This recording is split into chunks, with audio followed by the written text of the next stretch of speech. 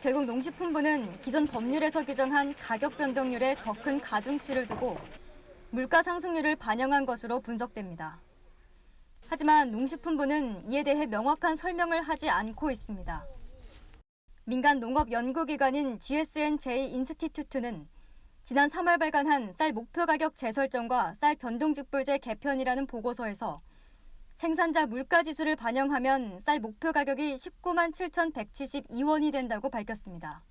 농식품부가 생각하는 가격 19만 4천 원과 3천 원 이상 차이가 납니다. 쌀 직불금 산정의 기준이 되는 목표 가격은 농가소득은 물론 쌀 산업, 나아가 전체 농산물 수급에도 직접적인 영향을 미치는 민감한 사안인 만큼 농식품부는 물가 상승률을 반영한 목표 가격이 19만 4천 원이라고 한 근거를 명확하게 밝히고 물가 상승률을 보다 합리적으로 반영하는 방안은 없는지 고심해야 한다는 지적이 나오고 있습니다. MBS 뉴스 김아영입니다. 국내에서 쌀 다음으로 많이 소비되는 곡물은 밀이죠. 그런데 요즘 밀 생산 농가들의 시름이 깊어지고 있다고 합니다. 수입밀에 밀려 우리밀의 재고가 넘쳐나고 있기 때문인데요. 애써 수확한 밀을 창고에 묵히거나 폐기까지 검토해야 하는 상황인데 농민들의 속이 까맣게 타들어가고 있습니다. 신건 기자가 전해드립니다. 전국 밀 생산량의 4분의 1을 차지하고 있는 광주광역시. 밀 수확이 한창이어야 할 요즘 농민들은 깊은 시름에 잠겼습니다.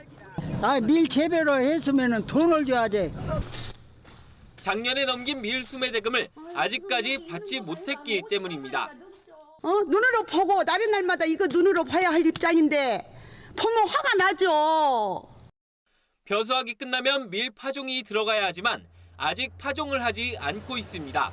밀 수매 대금을 못 받고 있다 보니 다음 농사 지을 자금이 부족하기 때문입니다. 쳐다보면 참 한심스러울 정도로 소비가 안 되고 있어요. 지금 기계가 놀고 있어. 파종할 수 없으니까 면적을 자꾸 줄여라니까. 광주 송정농협의 창고를 찾아가 봤습니다. 아직 팔리지 못한 밀들이 가득합니다. 이것도 사정이 어렵기는 마찬가지입니다. 경기 침체가 되면서 소비가 한 30% 정도 둔화가 됐어요. 30% 정도면은 약 8,000톤에서 10,000톤 정도가 1년에 재고로 쌓이는 겁니다. 밀은 국민 1인당 연간 32kg을 소비하는 제2의 주식이지만 자급률은 수년째 1%대에 멈춰져 있습니다. 심지어 현재 전국적으로 쌓여있는 우리밀의 양은 약 18,000톤 이상. 우리밀 상당량이 아직도 소비처를 찾지 못한 채 창고에 보관돼 있는 겁니다. 이에 영농조합들은 우리밀을 이용한 다양한 가공식품을 만드는 등 여러 가지 노력을 하고 있지만 근본적인 대책 마련이 필요하다는 목소리가 나오고 있습니다. 모든 것이 잘못되면은 정책에서 한번 검증을 하고 여러 가지 잘 될 수 있게 논의 구조를 가져야 하는데 못 되면은 농민, 잘 되면은 정책 이렇게 나가기 때문에 농업 정책이 전반적으로 재검토가 돼야 합니다. 구매 방식을 바꾸게 되면 어떤 그 우리밀에 대한 그 소비가 좀 굉장히 빠르게 늘어나면서 재고 문제도 빠르게 해소할 수 있을 것 같습니다. 벼랑 끝에 몰린 우리밀. 무엇보다 우리밀에 대해 전국민적인 관심과 함께 재고 물량 소진 방안 마련 등 정부 당국의 구체적인 대책 마련이 시급한 시점입니다. 오늘 밤 9시 이슈 현장 속으로 해서 자세한 이야기 들려드립니다. MBS 뉴스 신건입니다. 앞서 리포트에서 보신 것처럼 소비가 제대로 되지 않아 국산 밀 산업은 현재 큰 위기에 놓여 있습니다. 이런 가운데 국산 밀을 살리기 위한 노력이 곳곳에서 일어나고 있는데요. 아이쿱 생협에서는 우리 밀을 이용한 다양한 가공 제품을 생산하고 있어 소비자들의 호응을 얻고 있습니다. 신건 기자가 연이어서 보도합니다. 서울 강남에 자리 잡은 한 식품 매장. 이곳에서는 국산 밀만을 이용한 가공식품들을 소비자들에게 판매하고 있습니다. 식빵을 비롯해 쿠키, 라면, 만두, 수제비 등 그 종류도 다양합니다. 수입밀은 전혀 들어가 있지 않습니다. 농약과 방부제가 쓰이는 수입밀과는 달리 국산밀은 첨가제가 들어가지 않아 안심 먹거리를 찾는 소비자들의 발길이 이어지고 있습니다. 일주일에 3-4번씩 오고 있어요. 우리 밀이니까 믿고 먹을 수도 있고요. 외국 제품 같은 경우에는 농약 같은 걸 많이 치잖아요. 그래서 그거를 지향할 수 있으니까 좋습니다. 우리밀 상품이라고 하면 처음에는 맛이 없거나 상품성이 떨어진다는 인식들이 강했었는데요. 매장에서 우리밀 베이커리와 라면, 이제 다양한 가공식품들을 이용해 보신 분들은 이제 일반 시중 밀 제품과 비교해 볼 때도 이제 전혀 맛이나 이제 제품성이 떨어지지 않고 맛있다는 평들이 많습니다. 특히 우리밀 베이커리를 이용해 보신 분들은 이제 속이 편안하다는 분들이 많으셔서 재구매 하시는 분들도 많이 있는 편입니다. 아이쿱 생협은 최근 5년간 국내 밀 전체 생산량 중 15%를 수매해 가공식품을 만들어 전국 217개 매장에서 판매하고 있습니다. 특히 철저한 품질 관리를 통해 제조 과정에서 수입밀이 들어가는 것을 원천 배제하고 있습니다. 또 2015년에는 국산밀에서 글루텐을 추출하는 기술을 개발해 가공 제품의 품질을 높이는 등 국내 밀 제품의 품질 개선을 위한 연구 개발 노력도 이어가고 있습니다. 방부제와 농약을 거의 사용하지 않는 건강한 우리밀을 통해서 소비자들은 안전한 제품을 이용하고 생산자들은 소득 보전을 할 수 있도록 다양한 상품 개발과 소비 촉진 활동을 시작하게 되었습니다. 아이쿱 생협은 국산밀로 만든 국수를 지역민들과 나눠 먹는 우리밀 국수데이와 전남 구례 자연드림파크에 국산밀 제품 생산 견학 프로그램을 운영하는 등 체험 활동을 통해 우리밀을 알리기 위한 노력도 이어가고 있습니다. 아이쿱 생협은 앞으로도 소비자의 먹거리 선택권을 보장하는 동시에 국산 밀농업의 지속 가능성을 높이는 사업을 펼쳐나가겠다고 밝혔습니다. MBS 뉴스 신건입니다. 얼마 전 중국산 김치의 수입량이 3년 연속 최고치를 경신했다는 내용, 뉴스24에서도 보도한 바 있죠. 그런데 중국산 김치 수입이 꺾일 기세를 보이지 않고 오히려 확산되자 정부는 김치 종주국으로서의 위상을 찾기 위해 본격적으로 팔을 걷어붙였습니다. 최서영 기자가 보도합니다. 외국산 김치 수입량이 올해 최대치를 찍을 것이라는 전망이 나오면서 국내 김치 산업에 먹구름이 들이오고 있습니다. 이에 농림축산식품부는 넘쳐나는 중국산 김치에 대응하기 위해 지난 4월 김치산업진흥 종합계획을 발표했습니다. 하지만 국내 김치산업은 원료비 상승과 최저임금 인상, 김치 생계형 적합업종 지정 등으로 호전될 기미가 보이지 않고 더욱 악화됐다는 비판 여론이 거셌습니다. 농식품부는 국산 김치의 원재료가 되는 농업시장의 보호를 위해 김치산업 종합계획을 원점에서 재검토하고 단기와 중장기로 나눠 세부 추진 전략을 수립하겠다고 결정했습니다. 최근에 중국산 김치가 지속적으로 확대되는 부분에 대해서 저희 농식품부에서 심각한 문제로 받아들이고 있고요. 특히 수입 김치 확대가 농업과 농촌 원료 생산하고 있는 농민들에 대한 피해가 가지 않도록 대책을 마련하고 있는 중입니다. 농식품부는 지난 2일 김치업체 등 관련 전문가 20여 명과 함께 김치산업 육성 방향을 주제로 간담회를 열었습니다. 이날 회의에 참석한 전문가들은 국내 김치산업이 들쭉날쭉한 원료비와 인건비 상승 때문에 갈수록 경쟁력을 잃어가고 있다고 목소리를 모았습니다. 간담회에서는 중국산 김치를 사용하는 외식업계가 가격에 가장 민감하게 반응하는 만큼 배추와 고춧가루 등의 원료를 안정적인 가격으로 공급하는 일이 가장 중요하다는 지적이 많았고, 소비 확대를 위해 공공기관이나 단체 급식 확대가 필요하다. 또 자율표시제 개선 등을 통해 외식업체의 국산 김치 사용을 유도해야 한다. 인터넷을 통한 수입 김치 판매가 늘고 있는 만큼 원산지 표기 단속을 강화하자는 주장 등이 나왔습니다. 이에 농식품부는 다음 달 초 새로운 김치 산업 육성 방안을 종합 발표할 계획이라며 국산 김치의 가격 경쟁력 제고와 소비 수출 확대 방안이 모두 포함될 것이라고 강조했습니다. MBS 뉴스 최서영입니다. 국내산 약용작물인 황기와 지치복합물이 무릎 연골을 보호하는 등 관절 건강에 효과가 있다는 연구 결과가 발표됐습니다. 황기 지치복합물이 기능성 원료로 인정받고 산업화될 경우 재배 농가들의 소득 증대에도 기여하게 될 전망입니다. 보도에 최다혜 기자입니다. 약용작물 황기와 지치로 만든 복합물이 관절 건강에 도움을 주는 것으로 나타났습니다. 농촌진흥청이 경증 및 중등증의 퇴행성 관절염을 진단받은 환자 88명에게 12주 동안 환기와 지치 복합물을 복용하게 한 결과 무릎 통증을 나타내는 통증 지수는 44.7% 감소했고 통증이나 바닥 생활 평가 등을 점수로 나타낸 한국형 무릎형 관절 점수는 35.8% 증가하는 등 관절 건강 개선에 효과가 있는 것으로 나타났습니다. 또한 복용 시 12주 동안 특이 증상이 나타나지 않아 환기 지치 복합물이 안전한 원료라는 것도 확인됐습니다. 이번 연구에서 연구진은 환기와 지치에서 각각 항염증 효과와 연골 보호 효과에 탁월한 신물질 2종을 최초로 분리하는 데도 성공했습니다. 환기에서는 아그로아스트라갈로사이드 5라는 물질이, 지치에서는 슈도시코닌 1이라는 물질이 각각 분리됐습니다.